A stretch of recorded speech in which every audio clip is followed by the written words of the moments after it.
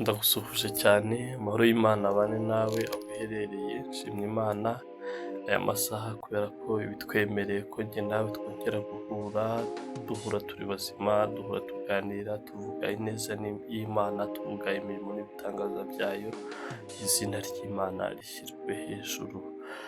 Rero uyu munsi tugarutse hano kugira ngo dusobanure inzozi za mwene data uyu nguyu watwandikiye kuri WhatsApp yacu adusobanuza. Mu by'ukuri tubereye hano kugira ngo dufashe abantu b'Imana uko tubishoboye bigendanye n'umwanya dufite.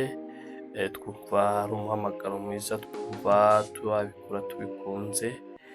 Nsaba n'imbabazi abantu bose tutarasubiza kandi baratwandikiye, ntabwo ari uko mu by'ukuri twarangaye, ahubwo ni imirimo myinshi twagize cyangwa se ni ukuntu mwagiye mwandika mu gihe gitandukanye, tugenda dukurikiza rero uko mwanditse, keretse wenda ufite ikibazo cy'umwihariko tureba bagenzi banjye basuzuma bakabona ko uwo muntu bikwiriye ko ari we aba prioritaire, ari we wafashwa mbere. Rero ni icyo tugenderaho, rero mutwihanganire abo tutarasubiza kandi tubijeje ko turi bubasubize vuba aha ngaha, kandi turasenga cyane kugira ngo Imana ikomeze kubagirira neza kandi natwe dushoboze kugira ngo tubahe ibyo twabasezeranyije, kandi mu by'ukuri tubahe ibiri igisubizo cy'ibyo mwifuza gusobanukirwa. Umwami w'abami rero atugirire neza twese kandi aduhane umugisha. Tugiye gusenga, njyewe ndi Pasiteri Jude, tugiye kubana ngo tubimenyeranye, kandi ubwo abashyashya turabasaba kugira ngo mukande subscribe ku biganiro byacu, ndetse mwandikiye muri komenti mukoreshe ku biganiro byacu kugira ngo ubutumwa dutanga bubashe kugera ahantu henshi.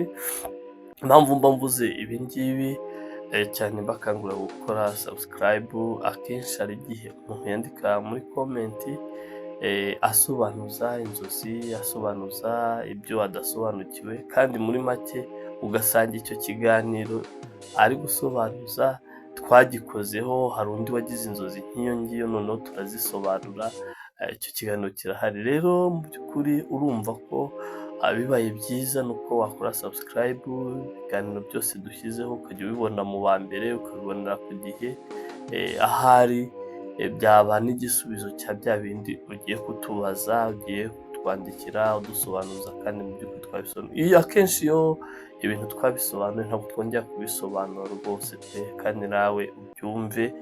Akenshi dukora ikiganiro gitandukanye n'ibyo twakoze. Rero iyo wanditse inzozi usobanuza inzozi runaka ariko bigakubitana n'uko izo nzozi twazikoze, akenshi tugusaba cyangwa se tugukangurira kuba wajya kureba icyo kiganiro twakoze kindi, kandi kiba kiri kuri iyi channel. Urumva mu by'ukuri gukora subscribe, kureba ibiganiro byose twashyizeho, cyane ko ibiganiro dushyiraho twebwe ni ibiganiro bigamije kwigisha, ni ibiganiro bigamije gufasha abantu batandukanye. Ntabwo twebwe dushyiraho ibiganiro mu by'ukuri byatuma abantu b'Imana bajya kure, ahubwo ni ibituma abantu b'Imana barushaho kwiyegera no kwisanga no kwikiranukira kuri kwiriye. Yesu aduhana umugisha. Rero reka tuvuge kuri izi nzozi za mwene data wanditse. Turagerageza gusobanura. Yanditse ngo ari mu gihugu cy'abaturanyi, igihugu cy'u Burundi, ururimi rwe ntitutaruvugamo neza uko abyumva. Aragerageza, turagerageza, kandi mpamya ko indimi zacu zisa nkaho ari zimwe. Turagerageza. Yaravuze ngo yanditse abona yuko ari gukora mariage, ubukwe n'umuntu babanye igihe kirekire kigera mu myaka 4, ariko buri gihe arota ari gukora ubukwe, ariko ngo akaba yabuze imyenda. Arota agiye gukora ubukwe akabona ntabwo ari kubibukorera mu gisagara arimwo, mu mujyi arimwo, ahubwo akarota ngo yasubiye ruguru, ndakeka ko ari mu cyaro ahantu yaturutse, ahantu akomoka avuka ku ivuko, akabona ngo niho agiye gukorera ubukwe, kandi ubwo bukwe noneho ngo ntabukorere no mu nzu isanzwe, akabukora mu gikoni. Noneho nyuma yo kubukora mu gikoni, n'impuzu ubwo ni imyambaro yagombaga kwambara we n'umugeni, akayibura, ngo yamara kwibura agashiduka agiye gukorana ubukwe n'imyenda isanzwe asanzwe yambara, ku munota wa nyuma akabona inkwano yagombaga gutanga nayo arayibuze. Mu mwanya mutoya noneho ngo akabona ngo inka bari bateguye ko bazabaga muri uwo munsi mukuru mu birori byabo, ngo iyo nka ngo ikimasa kikaza kirukanka gishaka kumwica, hanyuma nawe ngo akarwana nacyo mpaka, ariko bikarangira abaturanyi baje kumufasha kukirwanya. Rero ndumva avuze ko yabirose igihe kirekire biramuhangayikishije, n'inzozi zimukuriye mu mutima, twifuje kumusobanurira. Ndagira ngo rero ube hafi mwene data kugira ngo ubashe kubona ibisobanuro ko Mwuka yadushoboje yabiduhaye. Rimwe duhereye kuri cyo wabonye mariage isigaje umunsi umwe, bisobanuye iki? Mariage isigaje umunsi umwe, ubundi mariage mu nzozi akenshi isobanura icyemezo gikomeye uri hafi gufata. Ni icyemezo gikomeye uri hafi gufata, intambwe nshya mu buzima, ubukwe nyabwo, akazi, umurimo w'Imana cyangwa isezerano. Ni ukuvuga ngo akenshi iyo ubonye ari mariage ugiye kujyamo, ishobora kuba atari mariage nyirizina, yego byaba mariage nibyo, cyangwa se ntibe na mariage, ahubwo bikaba akazi ugiye kubona niba utari ugafite, cyangwa se umurimo w'Imana runaka, inshingano mu itorero ugiye kwakira, cyangwa se irindi sezerano runaka ugiye kwakira. Kuba hasigaye umunsi umwe bivuga ko wumva igihe kigeze, ariko umutima wawe ntabwo utekanye, wumva utiteguye neza. Kuvuga ngo kubona hasigaye igihe gitoya ngo mariage ibe, bisobanuye yuko mu mutima wawe harimo intambara, udatekanye, mu by'ukuri ureba ibintu byinshi ukabona hari ibyo utiteguye, kandi koko ibyo bikakujyana kure bigatuma uhangayika. Nicyo twavuga. Ikindi cya kabiri, kubona mu by'ukuri muri mariage wambaye impuzu, wabuze impuzu za mariage, cyangwa se wambaye impuzu zisanzwe kandi zavumbagaye, niko yanditse. Impuzu zishya cyangwa nshasha bitewe n'umukoresha, bivuga kwitegura neza ubuzima busha. Impuzu zishaje zavumbagaye, kumva udafite ubushobozi buhagije, cyangwa se gutinya ko ibyo ufite ubu bidahagije ku cyemezo ugiye gufata.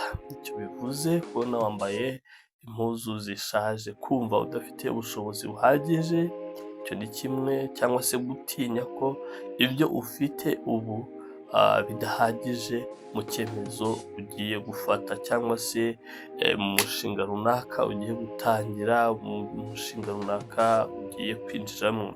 Ibi ntibivuze ko uri umuntu mubi, ahubwo umutima wawe uri kwibaza, ese nditeguye koko? Ese nzabishobora? Nibyo bibazo biri mu mutima wawe. Gatatu, kuba uri i Bujumbura ariko uvuka ruguru iwanyu, ibi bigaragaza gutandukana mu bitekerezo, aho uri naho umutima wawe uri. Hari aho wowe uri, ariko hari n'aho umutima wawe akenshi ugize gute uri. Kuba waba uri mu buzima bushya ariko ugikomeye ku byahise. Uvuga ngo ushobora kuba uyu munsi uri mu mujyi aho ngaho, ariko mu by'ukuri uri no mu buzima bushyashya ariko nanone ukaba ugikomeye ku buzima bugize gute bw'ahahise, ubuzima bw'iwanyu, ku nkomoko, aho warerewe, aho uvuka. Inzu yo gukora mariage iba igikoni, ni ukuvuga ngo igikoni ubundi ni aho ubuzima butangurirwa. Bisobanura ko haracyari ibyo gutunganya mu muryango cyangwa mu mutima mbere yo gufata icyemezo. Niba unyumvise neza, kubona uri gukorera ubukwe mu gikoni, biragaragara yuko mu by'ukuri hari ibintu bishobora no nk'uko nabivuze, bisobanura ko hakiri ibyo gutunganya, hari ibintu byinshi bidatunganye, hari ibintu byinshi bikibura, hari ibintu byinshi bikeneye gutunganywa mu muryango cyangwa se mu mutima mbere yo gufata icyemezo. Ni ukuvuga ngo muri make icyemezo, igihe cyo gufata icyemezo cyo gukora mariage ntabwo kiragera n'uwo muntu, cyangwa se igihe cyo kurushinga ntabwo kiragera, harimo byinshi mu by'ukuri ukibura bikiguhangayikishije. Kubura inkwano mu nzozi bihwanye n'inshingano cyangwa se uburyo, ubumenyi, ubushobozi bwo kwita ku mugore. Icyo bivuze, kubura inkwano bivuga woba wiyumvamo ko hakiri icyo ubura. Urugero, uratekereza ukabona nta mafaranga ufite, uri gutekereza ukabona nta kazi, cyangwa se niba unagafite ntigahagije, ntikavamo ibiguhagije bizanahaza n'umuryango, cyangwa se bizabasha gukoresha ibirori. Ikindi, gutekana, ahantu utekanye, ikindi nta cyizere wifitiye. Inka ikwirukaho ikakwica nta muntu ugutabara. Ubundi inka bisobanuye mu nzozi umutungo cyangwa se inshingano zikomeye, igitutu, kwirukanwa no kwicwa. Uvuga ngo ubona uri kwirukanwa n'inka, ni igitutu kiba kikuriho. Ntabwo nzi neza niba uri kumva igitutu, nka pressure niko nayita. Gutinya ko inshingano za mariage zizakurenza ubushobozi, zizakurenza ubutunzi ufite, imibereho ubayemo. Kumva uri wenyine mu rugamba, nta bufasha buhagije. Bishobora kuba ko mu by'ukuri byose, kubona inka ikwirukansa ishaka kwica, ushobora kumva ko uri wenyine mu rugamba urimo, uri wenyine muri iyi nzira urimo, nta wundi muntu wo kujya kugufasha, nta famiye yo kugufasha, nta bandi bakomeye bo kugufasha, uri wenyine. Wa bitekerezo byakubanye byinshi, kuba nta bantu bagutabara, wumva udafite umuntu wo kugufasha cyangwa kugira inama mu byemezo byawe. Ubura n'umuntu wakugira inama mu byemezo byawe, ibyemezo ufite ufasha cyangwa se utegura gufata. Kuki izi nzozi zigaruka kenshi? Icyo ni ikibazo wibaza kandi wanatubaje natwe, kubera iki izi nzozi akenshi buri munsi ubona zagarutse. Izo ni inzozi z'igitutu, stress dreams, zigaruka iyo hari icyemezo gikomeye utararangiza gufata, hari ubwoba utarabwira umutima wawe, hari amasengesho atarasubizwa. Niyo mpamvu izi nzozi rero zigaruka kenshi. Ni ukuvuga ngo impamvu zigaruka kenshi, tubonye hari icyemezo gikomeye utararangiza gufata, kandi nibyo koko. Ikindi nacyo cya kabiri, hari ubwoba utarabwira umutima wawe, hari amasengesho wasenze, usenga, utakambira Imana, winginga, ariko utarasubizwa. Inama rero zo mu mwuka twaguha: cya mbere, senga, usobanura Imana ubwoba ufite bwose, hanyuma Imana izagufasha. Ibyo dusoma mu rwandiko rwa mbere rwa Petero, ibice byaho 5, twasoma umurongo wa 7. wumve icyo akubwira. Aravuze ngo mubwire byose kuko we abitaho. Haleluya! Uwo mwami mubwire byose kuko akwitaho nshuti yanjye. Rwa mbere rwa Petero ibice 5 umurongo waho wa 7. Kabiri, ikindi wakora nk'inama, ntukihutire gufata icyemezo, ntugafate icyemezo hutihuti, ntuhutireho icyemezo kubera igihe.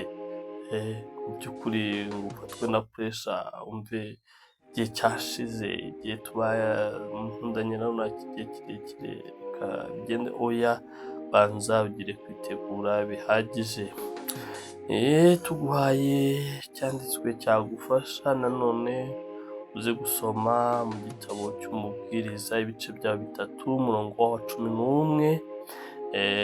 Havuze ngo igihe cy'Imana nicyo cyiza, wowe ku gihe cyawe cyakubera kibi, cyazana ibibazo, cyazana intambara, cyakuzanira ibihombo, cyakuzana kwicuza, ariko mu by'ukuri utegereje igihe cy'Imana ibintu byose byagenda neza, byabona umurongo muzima.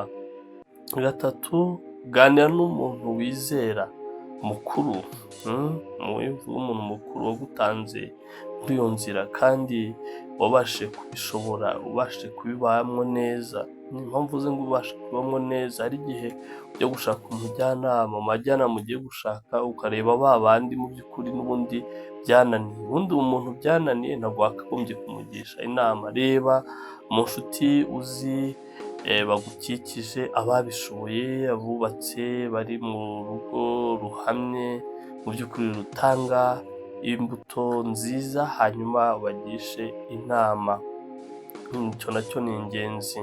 Cyangwa se urebe umuyobozi w'itorero, ashobora kuba ari umuyobozi w'itorero ryawe, ashobora kuba ari umuyobozi w'irindi torero, yakugira iki?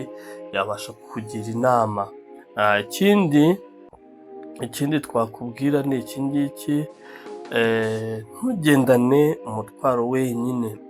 Rekera guhera uyu munsi gufata ibintu byinshi mu mutima wawe, wumve yuko ari ibyawe, ari ugomba kubyimenyera. Ugomba gushaka abandi bantu wizeye, babizerwa kuri wowe, usangiza uyu mutwaro ufite kugira ngo bakugire inama, ariko banagufashe gusenga, bagufashe kuguha umurongo w'ibi byose wibaza. Niba uri mu busambanyi nanone, hari icyo twakugiraho inama. Izi nzozi zishobora kuba umuburo uguhamagarira kwezwa no gutunganya ubuzima bwawe imbere ya mariage.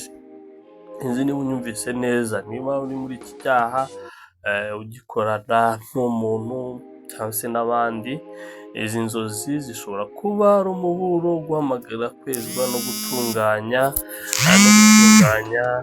ubuzima bwawe mbere y'ubukwe, mbere ya mariage.